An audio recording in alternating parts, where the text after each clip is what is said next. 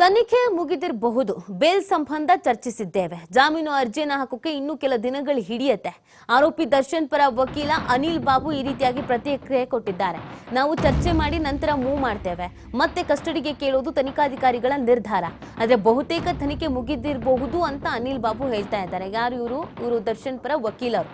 ಇವರು ಇವತ್ತು ಬೆಳಬೆಳಗ್ಗೆನೆ ಬಂದಿದ್ರು ಮಾತಾಡೋದಕ್ಕೆ. ತಮ್ಮ ಕಕ್ಷಿದಾರರು ಆರೋಪಿ A2 ಆರೋಪಿ ಇದಾರಲ್ಲ, ಇವ್ರ ಹತ್ರ ಮಾತಾಡೋದಕ್ಕೆ ಬೆಳಗ್ಗೆನೆ ಬಂದಿದ್ರು. ಸೊ ಈ ಸಂದರ್ಭದಲ್ಲಿ ಅವ್ರು ಹೇಳ್ತಾ ಇದ್ದಾರೆ, ಮತ್ತೆ ಕಸ್ಟಡಿ ಕೇಳ್ತಾರೋ ಇಲ್ಲೋ ಗೊತ್ತಿಲ್ಲ, ಅದು ಅಧಿಕಾರಿಗಳಿಗೆ ಬಿಟ್ಟಿದ್ದು. ನಮಗೂ ಇನ್ನೂ ಸಮಯ ಬೇಕಾಗತ್ತೆ. ಸೊ ನಾವು ಕೂಡ ಬೇಲ್ ತೆಗೆದುಕೊಳ್ಳೋದ್ರ ಬಗ್ಗೆ ಚರ್ಚೆಯನ್ನು ಮಾಡ್ತಾ ಇದ್ದೀವಿ. ನಾವು ಚರ್ಚೆ ಮಾಡಿ ಆನಂತರ ಮೂವ್ ಮಾಡ್ತೇವೆ. ಕಸ್ಟಡಿ ಕೇಳೋದು ಬಿಡೋದು ತನಿಖಾಧಿಕಾರಿಗಳ ನಿರ್ಧಾರ ಅಂತ ದರ್ಶನ್ ಪರ ವಕೀಲ ಅನಿಲ್ ಬಾಬು ಸ್ಟೇಟ್ಮೆಂಟ್ ಅನ್ನು ಕೊಟ್ಟಿದ್ದಾರೆ.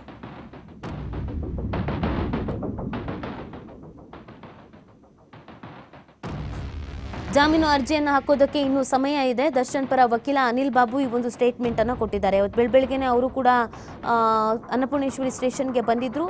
ಎರಡನೇ ಆರೋಪಿ A2 ಆರೋಪಿ ಬಳಿ ಮಾತನಾಡಿದ್ರು. ಅವರು ಬೇಲ್ಗೆ ಪ್ರಯತ್ನ ಪಡ್ತಾ ಇದ್ದಾರೆ. ಬಟ್ ಇಷ್ಟು ಬೇಗ ಬೇಲನ್ನು ಪಡ್ಕೊಳ್ಳೋದಕ್ಕೆ ಆಗೋದಿಲ್ಲ. ಬೇಲ್ ಬಗ್ಗೆ ಇನ್ನೂ ಚೂರು ಚರ್ಚೆ ಮಾಡೋದು ನಮಗೆ ಬಾಕಿ ಇದೆ ಅನ್ನೋದನ್ನು ಹೇಳ್ತಾ ಇದ್ದಾರೆ. ಜೊತೆಗೆ ತನಿಖೆ ಮುಗ್ದಿದೆಯೋ ಇಲ್ವಾ ಅನ್ನೋದ್ರ ಬಗ್ಗೆ ಕೂಡ ಅವ್ರಿಗೆ ಮಾಹಿತಿ ಇಲ್ಲ. ಮುಗ್ದಿರಬಹುದು, ಗೊತ್ತಿಲ್ಲ ಅಂತ ಹೇಳ್ತಾ ಇದ್ದಾರೆ.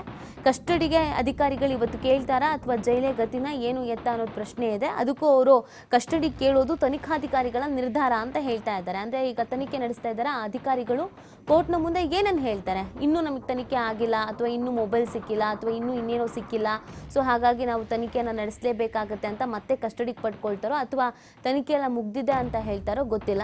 ಸೊ ಏನಾಗುತ್ತೆ ಅನ್ನೋದನ್ನ ಕಾದು ನೋಡಬೇಕಾಗಿದೆ. ದರ್ಶನ್ ಪರ ವಕೀಲರು ಕೂಡ ಅದನ್ನೇ ಹೇಳಿದ್ದು.